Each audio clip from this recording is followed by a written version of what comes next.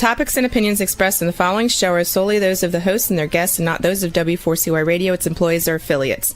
We make no recommendations or endorsements for radio show programs, services, or products mentioned on air or on our web. No liability, explicit or implied, shall be extended to W4CY Radio or its employees or affiliates.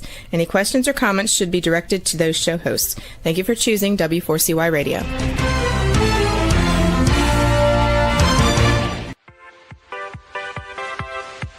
Welcome to the Ask Good Questions podcast, broadcasting live every Wednesday, 6 p.m. Eastern Time on W4CY Radio at W4CY.com. This week and every week, we will reach for a higher purpose in money and life, as well as a focus on health and wellness. Now, let's join your host, Benita Bell-Andersen, as together we start with Asking Good Questions.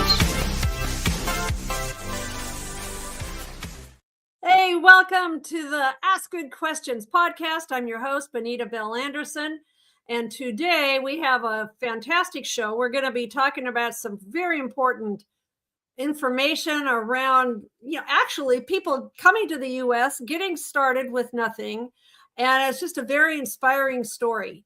So with that, I would like to invite to the podcast stage Cecil Williams. Awesome. Thank you very much. Ooh, Thank you. I know this is going to be great. Actually, before I do my little intro of him, when we met, the immediate thing that I thought was he reminds me of Alexander Hamilton. And if any of you, I have loved reading about, historical, just the books and everything out there about how the United States got started is really fascinating. And Alexander Hamilton is a young man that came to the United States with nothing. And so when I'm hearing Cecil's story, I went, oh, he's just like that. Alexander Hamilton fought in the Revolutionary War. He actually was the one that was the main instigator behind getting the U.S. Treasury going, if you can believe that. Anyway, so with that, we have our modern day Alexander Hamilton. Wow. His name is Cecil Williams. He's the founder of See Me Fly Money and a financial accountability coach. I know that he's actually working on a CFP professional designation. Isn't that right? Yes. Yeah, cool. And he helps professionals and families bring structure and clarity to their finances, which is something of interest to most people out there. He didn't start with a massive portfolio. He started with just $20 a month 10 years ago and a commitment to consistency. This is going to be important today. You're going to hear that time and again. Over time, he built real systems around investing, cash flow, and long-term planning that helped him grow wealth, buy his first home, and create investing strategies for his family and his clients. That's why, when you see something like this, it's like, wow, this is an exceptional person, to start from nothing. So what makes him different is his focus on structure, over income, helping families and people stop feeling behind, simplifying their money, hence the name of his company, and building confidence with investing. If you've ever felt like you make good money, but you don't feel in control of it, then this conversation is for you. So welcome, Cecil. Anything to add to that? Thank you, Benita. Large shoes to fill by likening me to Alexander Hamilton. So hopefully I can fill those shoes, but I'm honored for that.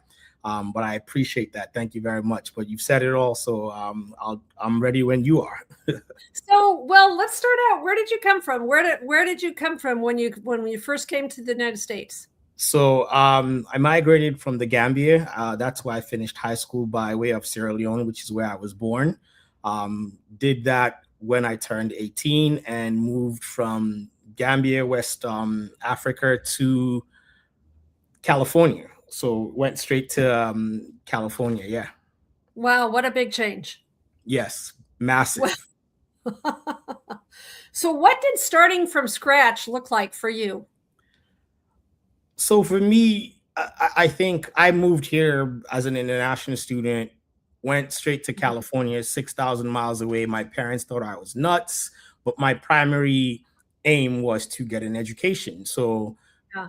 at that point, I don't think like myself, like most people, are not thinking about anything else but to focus on school. I mean, that was my primary aim.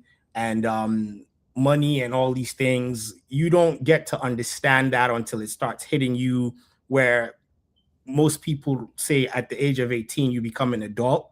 But Yeah. to be honest, when you're moving from your parents' home to all of a sudden you're by yourself, it doesn't quite hit you until the responsibilities of an adult start coming in. You're like, oh wow, Oh, like I have to be an adult now. So I think that was kind of a drastic change for me, but my initial focus was just education, get a degree. yeah. When you start getting hungry, or you need to wash your clothes, or you need to get around someplace, the reality kind of hits home, huh? Yes, expect getting So around, getting getting where around I was have a then like, bus, whoa, don't have a car, all that stuff. But yes. yeah. Well, what was happening in your life when you started to start investing? You basically $20. You felt like you had $20 a month. So I mean, and that would fast forward past college and you start working. And I think for me, around that time, realistically and honestly, I was making good money. I was working in a consulting job, traveling, but at the same time, my mistakes kept piling up. So because you have this quest as a young man to succeed in life, you start making decisions that you're following the crowd. Your friends say, hey, let's do this, let's invest in here. So day trading, I think finally what kind of like broke the camel's back, I ended up in what I would call a real estate Ponzi scheme where I was a victim of it.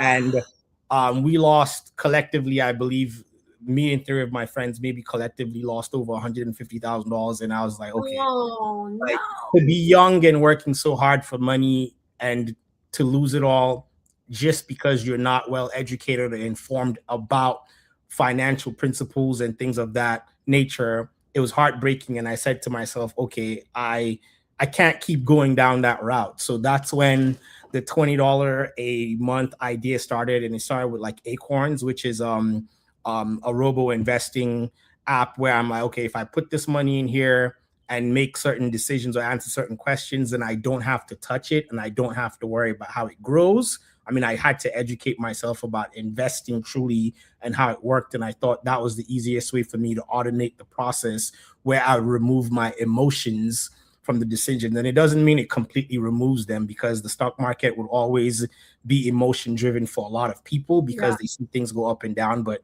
if you choose to just ignore the noise and focus on what's happening, then it'll eventually pan out or it works out. Yeah, that is why many years ago now, because I've been more than 25 years now, I've been in this industry. And many, many years ago, I really started focusing on financial education because I saw exactly all the things you were talking about, all the mistakes people thought and did. And I really started focusing on diversification and teaching all of those principles. So what did you have to unlearn if you realized, day trading and all this, Ponzi schemes, all those things don't work? What did you have to unlearn about money then? I think a few things. I think first and foremost that it's a financial system. That in itself is a skill like any other that you have to master. And I had to unlearn that obviously more money doesn't fix your problems, because a lot of people just thought, in that case, I was young, making a lot of money. You just think you can throw it out anyway and you can keep multiplying it.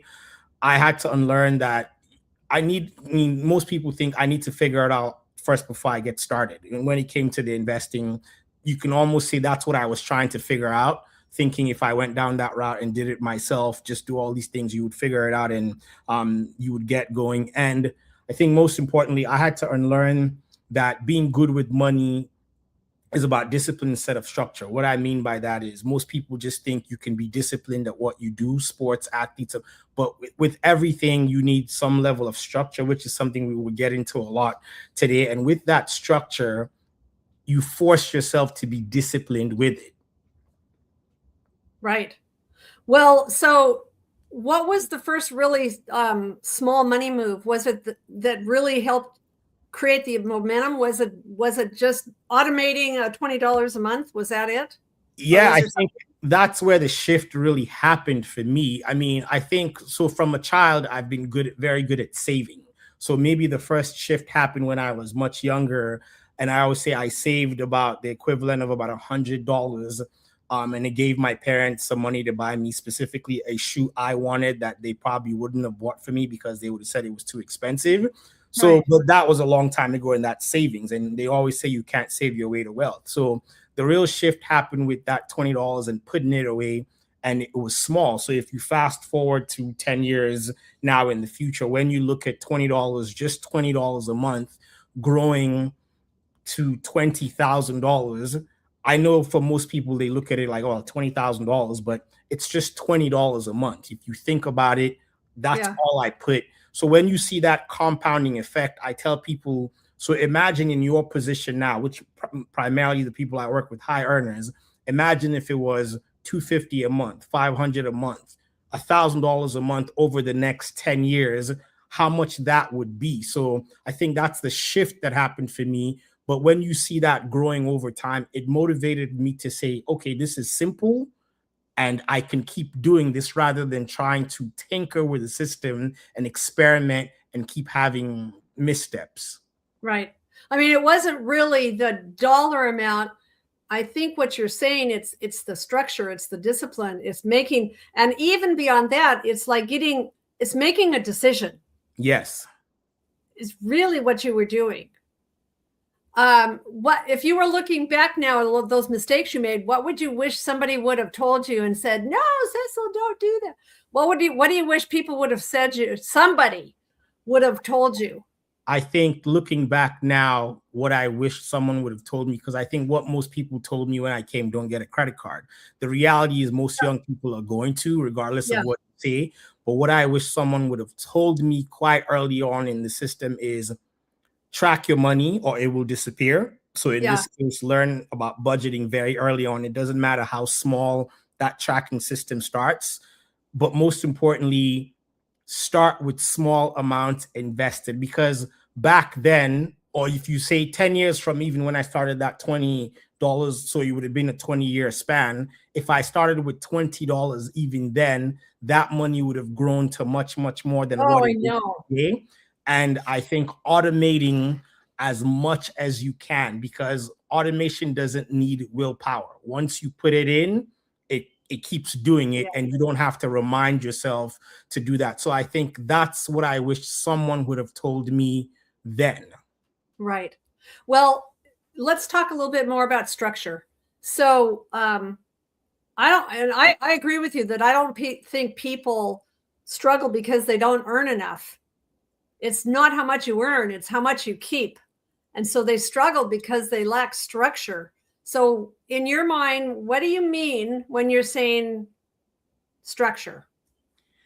Yeah, so I say structure, and this is something I've been very adamant about. And I'll preface this to say, okay, first, in today's economy, it's not as black and white as most people would like to say, oh, income over structure. But if you earn a good amount of money, it's important to tell your money where to go before it disappears. That's simply what structure is. It's nothing complicated. You create a plan, you have a system, and your money has a rhythm which it follows every single month. That's simply what structure is in this case. Right. So why do you think high earners then so often feel behind, or they're just disorganized and just, why do you think that happens? Simple. They don't have a system in place. And when you don't have a system in place, you have money leaks.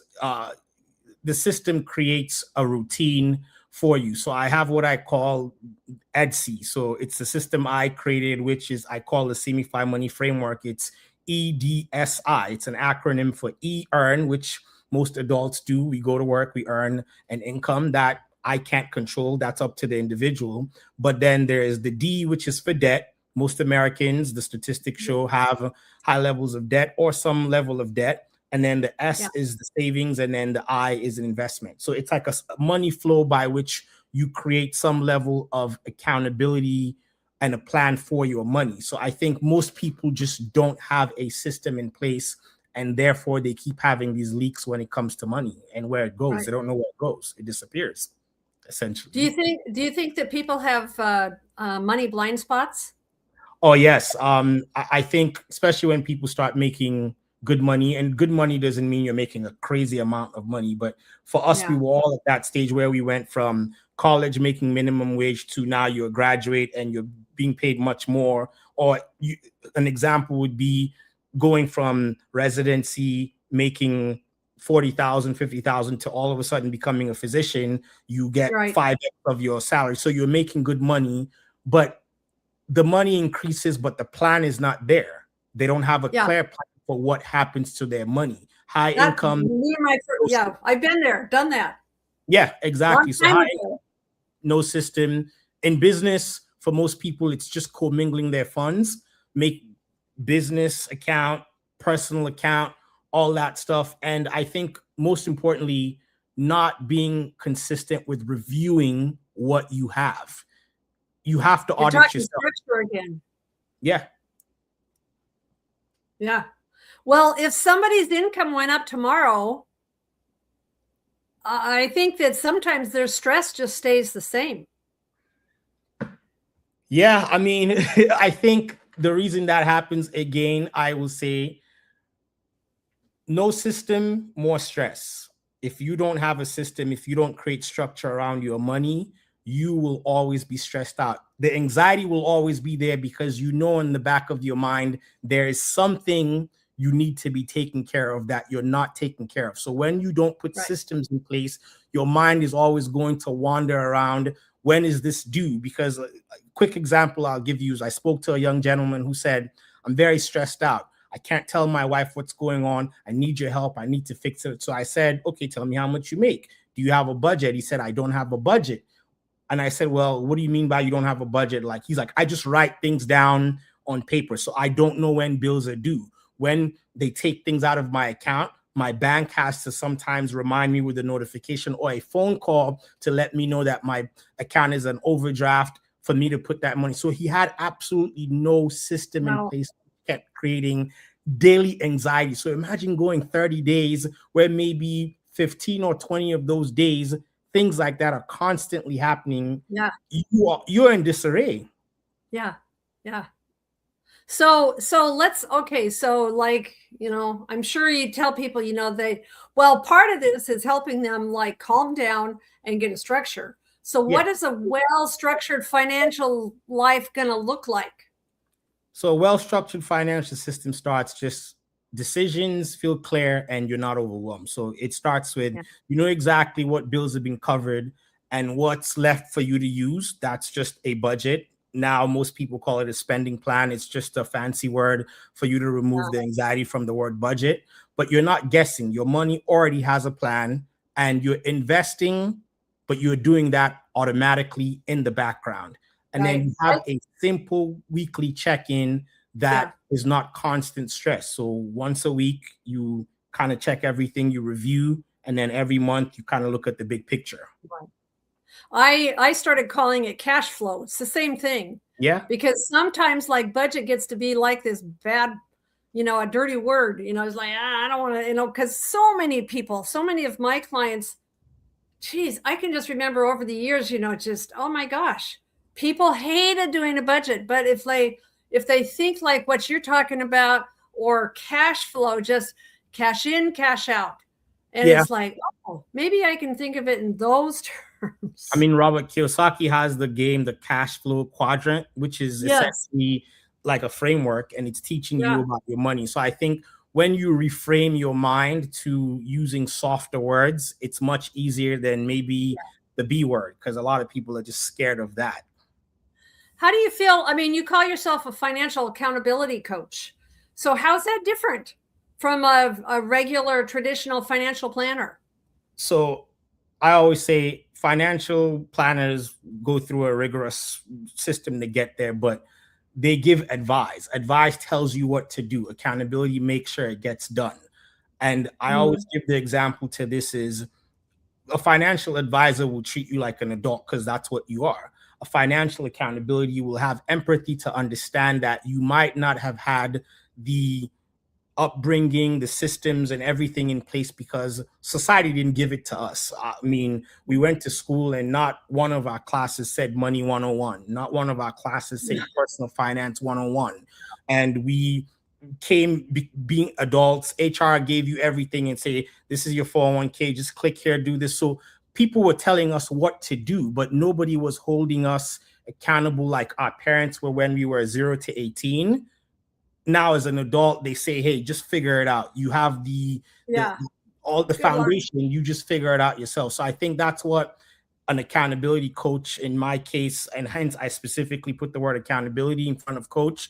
I help make sure it gets done. It's not hand-holding like a child, but I just help you put some level of system and structure in place. And then with that, you've built habits and you're able to continue to do for yourself now.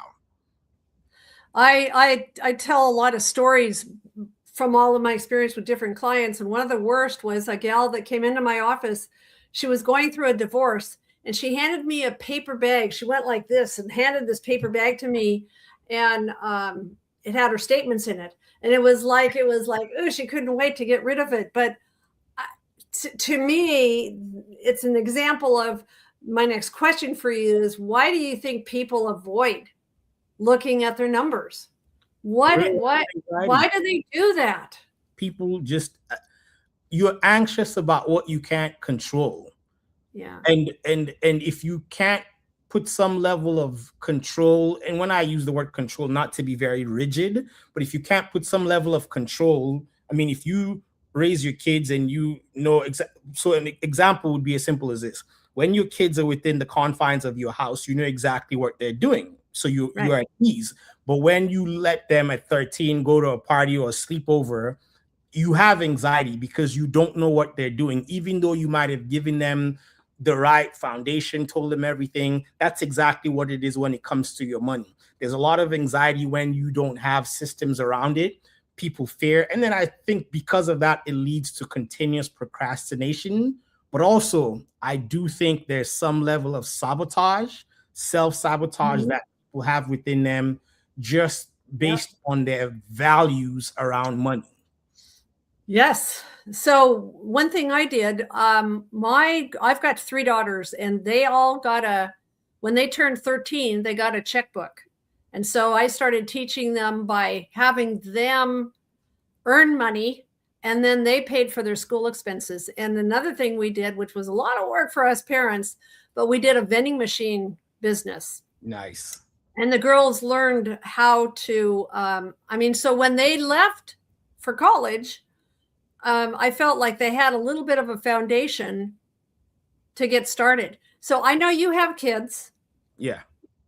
And how old are they right now? They're pretty young, 6 and 19 months. So my 6-year-old is already asking about things. Really, I mean, he has a piggy bank, which he puts money in. So we started there, but yes, they're pretty young for now. But soon the 6-year-old will start learning about some very basic principles when it comes to how money works. Awesome. That'll be so cool. They're going to be lucky kids. Yes. Because when they grow up, they're going to be way ahead of the game. Yes, definitely. I'll make sure of that. Well, what do you think accountability looks like? If you want to try to remove people feeling like shame and guilt and all that kind of stuff, especially for listeners who feel like, oh, I didn't get started and I'm late. What do you think about how to have accountability without feeling guilty? That's a great question for the listeners listening. So I think most importantly, you have to lead with empathy. And in my situation, a lot of what I do is driven by experience. So it's driven by the mistakes. It's driven by the trials and tribulations. So I'm not coming from a place of judgment. If you're going through it and explaining it to me, it's probably happened to me or I've experienced it. So you want to lead with empathy. Now, you also want to make sure you let them understand that we're going to be focused on one thing.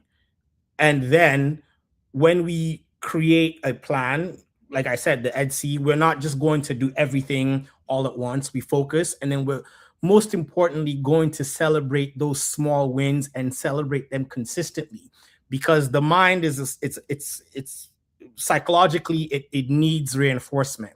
So if you are waiting for long periods of time to celebrate, then you're going to feel defeatist. But if you're celebrating, probably, if you, for instance, I'm working with a client currently, and we did a walkthrough of what it took to make their first trade, and I did it with her, and I kind of got distracted. It was a Zoom call, and while my head was down, I noticed she was doing it, and then I just heard her saying, "I did it," and we celebrated. But you could hear the excitement and the happiness in her voice, because we celebrated that win. And then when we got on a call about a week later, she says, "I've done that thing you told me to do again, which was place more trades, and you'd be so proud of me."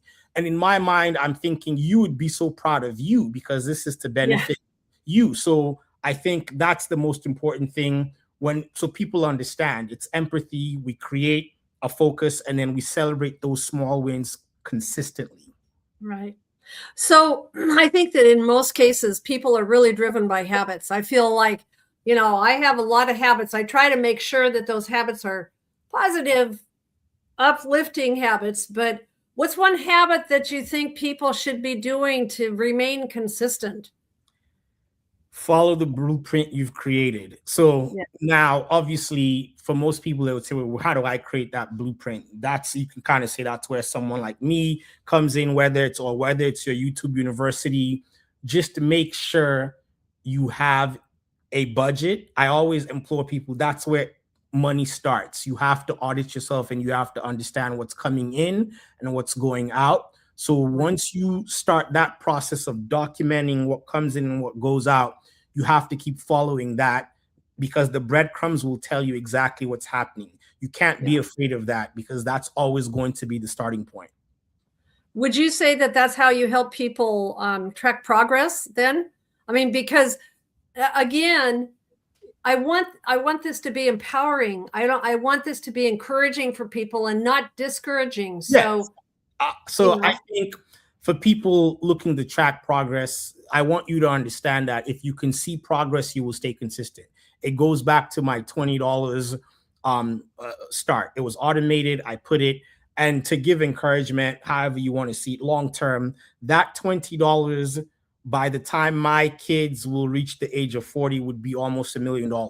So like I mentioned, 6 year, 1 year. So now I get your mind to think like, oh my God, it's just $20 a month. So if you can see it, then you will stay consistent, and you just need to follow the roadmap. You need to just stay consistent and understand that it will happen as long as you stay on track to what you're doing. Now, give yourself grace. There are going to be times that you forget to do things. You don't beat yourself up about it. You pick it up from the next month. For instance, my wife and I have monthly meetings. We have weekly check-ins, but we have monthly meetings. We were supposed to have one this Sunday, but she had to work, so we missed that meeting. But we're just going to have a quick check-in. Now we're in the first of the month, so we'd have to wait till the end of the month. We're not going to wait till then. We have these weekly check-ins to still make sure we're still on track to what we're doing. So communicate with yourself, communicate with your partners, just to make sure that you're on the right track, and give yourself grace. We're human. We make mistakes, but just stay at it. Yeah. Just pick yourself up and keep on going. Yeah. Well, we're having, this time always goes so fast. We have about 15 minutes left, so I want to focus on some systems. Yes. Let's talk about some simple systems that listeners can start today. So let's say if someone can only do one thing this month to reduce money stress, what are you going to tell them? Give every dollar a job before it disappears. We've talked about it earlier, but that's most importantly one thing that you could do, which is easy. Now you can say, well, how do I get to do that? A simple way is create separate accounts for everything, money flow. So what comes in one account. That's something simple you can really do, because some people have a checking account and everything comes into that. So you create a checking account that everything comes in. You create, let's say, an expense account where It could just be specifically bills go out, something that could be for savings, and then something for investment. Then you have these buckets where specifically things go in and you're able to see them. So you know you're making progress rather than everything comes in one, everything starts going out one, and you're confused as to when things go out, when things come in. But most importantly, give every dollar a job before it disappears. Right. Yeah. Many years ago, I learned, oh, if you pay monthly, like for car insurance or life insurance or something like that, there's like a monthly fee tacked on. And so if you just save and have a savings, like I have a savings account for life insurance, the premium that I pay once a year, because the cheapest way to pay it is annually. Yearly, but before I learned that, I'd have this $3,000 bill that would come up and I'd go, where's, and so that was when I was much younger, that I was like, before I started getting a clue about this. So simple example is what your bank does with your property taxes or insurance. They put it in escrow. So they literally just save it for you every month, and they pay once a year. And that's that. You don't think about it, and it happens without stress or worry. Yeah, absolutely. So what would you say is your minimum effective cash flow setup? Something simple that still works for real life. What do you think? So like I said, the separate income account, bill account, spending account, savings, and investing. If you create those separate things, and I say this because it's worked for me. It worked for me, and then I got married, and my wife and I had to put everything together, and everything was coming out of this one account. So even though I was someone who was used to systems and everything, now putting two together just completely confused me all over again, and you start having this anxiety. And I said, you know what? I have to have the same system that I've put in place for me, for us. So now we both get to know that it's the same thing: income account, bill account, spending account. Then you have your savings and investing. Simple. Well, I bet you she appreciated that, because a lot of times that doesn't happen. A lot of times a spender will marry a saver. Yes. And then it can cause friction because you've got different ideas about how to deal with money. That's another conversation. Yes.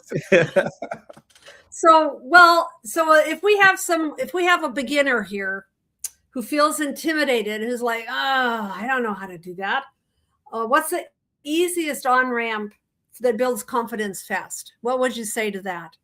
So for beginners, especially if you think about investing, I tell beginners to start with robo investing, auto investing, simply because it's a starting point. It lets you see what happens without you having to figure out the mechanics of what happens behind the scene. Because a lot of people want to start. Then they say, hey, teach me how to do this. So they open the account, they do all these things, and then they start investing in stocks that people told them. A friend says, hey, buy this, buy that, do this, do that. They buy it, it loses money, they lose interest, and they never do it again. But it's for your future. So if you do these robo advisors like Acorns, Betterment, you still get the same results, which is what you wanted, growth, without having to think about how it happens. So I highly encourage people to look into auto investing or robo investing, which is a start. And then as time goes on, when you start seeing the compounding effect, you can learn why that's happening. Right. I probably have a little bit of a different take on it, but at the same time, what I also teach people is diversification, and to not have everything in one thing. And so that's one of the things that we have taken. We do a lot of academically, globally diversified accounts. So sometimes if people don't have an advisor to do that with, sometimes they'll use index funds. So there's kind of a principle behind that of diversifying widely, because if you spread a wide net, then if something crashes, the whole thing. With robo investing is it actually invests specifically only in index funds and ETFs. So it gives you the diversification, and it would probably invest in no more than 4. So that way it goes. So for instance, it'll go large cap stocks, small, international, medium. So it gives you good diversification, and you don't have to start saying, I want Apple, I want Nvidia, I want this. So it really does that for you. That's why I said it's a good start, where it gets you to your goal. And if you become more curious, then you can learn as time goes on, because of these platforms that I mentioned send you emails that are breaking simple things down for you to understand, whilst it's working in the background. So you're not the tinkerer like me that was day trading and trying to figure it out myself in the early stages. Yeah, one of the problems I've seen with people with day trading is they'll invest in things that they have a familiarity bias, where they're familiar with something and they don't really know what would be the best thing. And so, yeah, I really try to get people not to do day trading, because there's just some red flags that come up all the time. Definitely. But if you, do you have some decision rules that you teach clients, so that, because sometimes, I mean, I've seen people who like what I call decision fatigue. Yes. They just, it's just overwhelming. So do you have some decision rules that you help teach to clients? Yeah, I mean, so the phrase is just really decide once, and you keep it, you eliminate fatigue in this case. Now, to decide once, I have what I call the 3 C's mindset. There's clarity, confidence, and consistency. You first have to create clarity around why you're doing what you're doing. So simple is, why am I investing? It could be, I want to retire, I want to buy a home, I'm doing this for my kids. Then you have your clarity as to why you're doing it. Confidence will just come from taking action, opening that account, setting things up. As you're doing, you're building confidence. As it's growing, you're building confidence.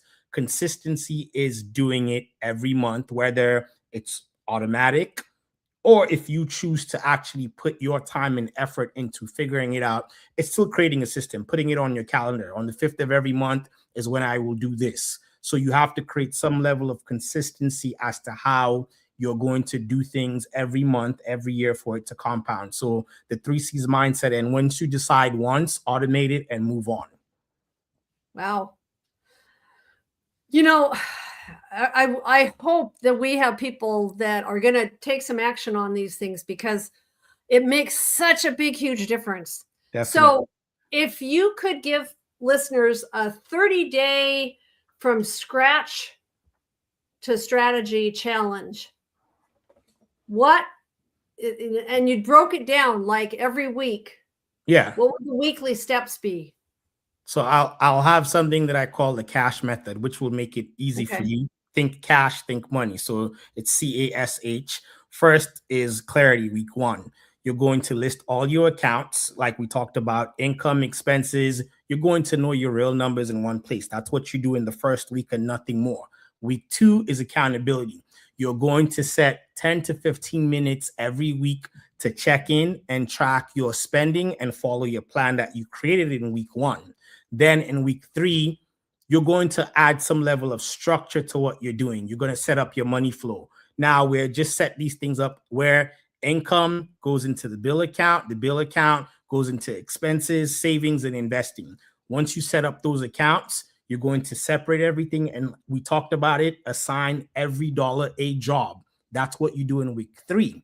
Week 4 is the H, the habits. You're going to automate your bills, your savings, your investing, and you will make your first investment in this case, because we've kind of put everything in place, and then you're going to just stay consistent. So clarity, accountability, structure, habits, cash. As they say, cash rules everything around me. So you're going to just stick with that in week 4, and you should have a system wherein by after 30 days, you have put something around your financial life or money, and you just repeat that. You put that and repeat every month. 12 months go by and the years go by, and you're going to thank yourself for it.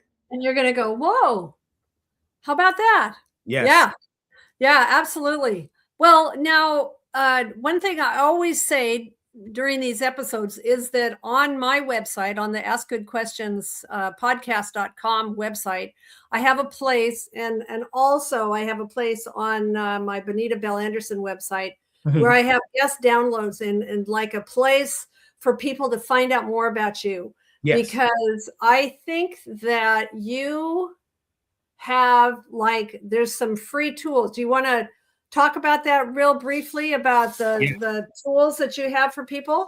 Yes. So if listeners go to my website, which is See Me Fly Money. So See Me Fly is spelled CIMIFLY money.com, and you /resources. So within there, I have a lot of free resources for people who just want to get started. Nothing complex, just the basics. And I keep adding resources. I'll be adding some more resources in there, like a budget template for people that want to get started. But when it comes to investing, the 5 steps you need to take if you want to invest for your kids, if you want to invest for yourself, just a lot of good resources that are going to be there that would help you get started, or it's a starting point for a lot of people, and it's good information. Awesome. Well, we will do that. We will make sure that is there for people to find you if they're accessing and finding that pathway to find you from today's episode. And yes. So anything else to add to this whole system that I hope people take very seriously?